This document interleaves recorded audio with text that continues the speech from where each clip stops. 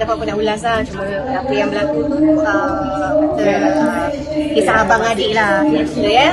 Dan apa-apa pun semuanya dah dapat diselesaikan dengan baik dalam keadaan.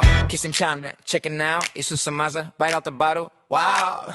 Update logic straight to your screen. Kasim Chani, Paddington, paling clean. Buka mata, buka phone. Berita panas, jangan stay alone. Kasim China, mula sekarang. 1 minit, terus datang.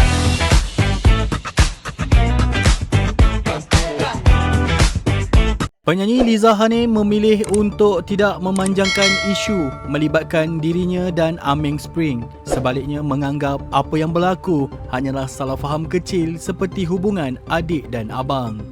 Liza berkata perkara itu sudah pun diselesaikan dengan baik selepas masing-masing berbincang dalam suasana yang tenang. Saya rasa tiada apa lagi yang perlu diperbesarkan. Apa yang terjadi itu cumalah salah faham kecil macam situasi antara adik dan abang. Sekarang semuanya sudah selesai secara baik, katanya. Liza ditemui pada majlis rumah terbuka jodoh lebaran anjuran Aisyah Retno di Royal Selangor Gallery, bangunan Sultan Abdul Samad semalam. Menurut pelantun lagu Gelisah Mimpi ini, dia mengambil inisiatif untuk memohon maaf sejurus isu tersebut mula menjadi perhatian sekaligus meredakan keadaan. Kita semua manusia biasa yang tidak lari daripada kesilapan. Selepas berbincang dengan abang dan kakak, semua dapat diselesaikan dengan cara yang baik, katanya. Terdahulu penjelasan dibuat oleh Aming bahawa kenyataan yang dikongsi dalam siaran langsung di TikTok tidak ditujukan kepada mana-mana individu, sebaliknya sebagai nasihat umum kepada anaknya Azewa Natasha yang menyertai program Talk to My Manager musim kedua.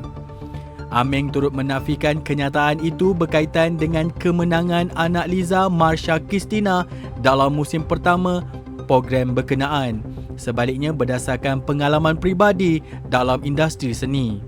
Mengulas lanjut, Liza mengakui dia memilih untuk berdiam diri daripada peringkat awal bagi mengelakkan keadaan menjadi lebih tegang. Bagi saya lebih baik tenangkan diri dulu. Itu sebab saya juga minta maaf kepada rakan media kerana tidak memberi kenyataan awal. Kalau bercakap dalam keadaan emosi, risau perkara lain pula timbul, katanya. Ditanya mengenai kemungkinan bertemu Aming selepas ini, Liza menjelaskan perkara itu tidak dapat dielakkan memandangkan mereka berada dalam industri yang sama. Kami pasti akan berjumpa, apatah lagi sekarang musim pertandingan. Secara peribadi saya lebih suka berjumpa secara depan-depan, tapi mungkin masing-masing ada kekangan masa, katanya. Dalam pada masa yang sama, Liza turut meluahkan penghargaan terhadap sokongan yang diterima daripada peminat dan rakan artis sepanjang isu tersebut. Saya sangat hargai semua kata-kata positif. Industri ini kecil, jadi sokongan itu memang bermakna. Terima kasih kepada semua, harap kita terus jaga keharmonian dalam industri, katanya. Sebelum ini, Liza mengambil langkah menyelesaikan isu tersebut menerusi mesej peribadi yang dihantar kepada Aming dan isterinya, Sabaria Zakaria. Menerusi perkongsian di Instagram, Sabaria memaklumkan perkara itu sudah diselesaikan secara baik selain berkongsi tangkap layar mesej permohonan maaf daripada Liza yang mengakui kesilapan dan menjelaskan tindakannya didorong oleh naluri sebagai seorang ibu. Untuk korang yang sukakan video ni, jangan lupa tekan button like, subscribe and bell notification.